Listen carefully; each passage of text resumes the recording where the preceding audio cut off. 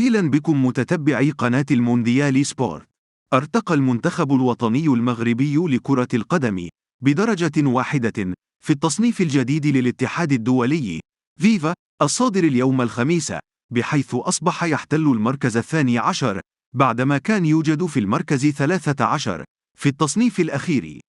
وبالمركز الجديد تصدر الأسود لائحة المنتخبات الإفريقية، يليه السنغال 17 ونيجيريا 28 ونيجيريا 28 ومصر 36 والكوت ديفوار 39 وتونس 41 والجزائر 43 ومالي 47 والكاميرون 51 وجنوب إفريقيا 58.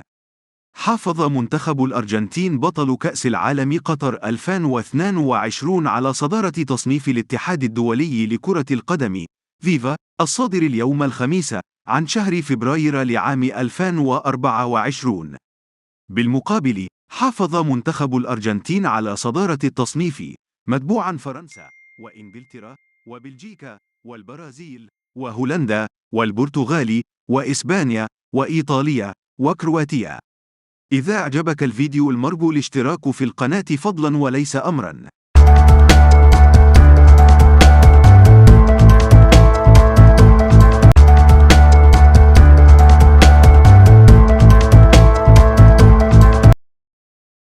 أهلا بكم متتبعي قناة المونديال سبورت.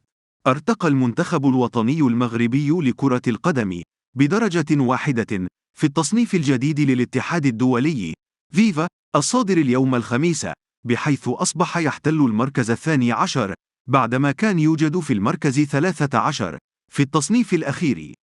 وبالمركز الجديد تصدر الأسود لائحة المنتخبات الإفريقية، يليه السنغال 17 ونيجيريا 28 ونيجيريا 28 ومصر 36 والكوت ديفوار 39 وتونس 41 والجزائر 43 ومالي 47 والكاميرون 51 وجنوب إفريقيا 58.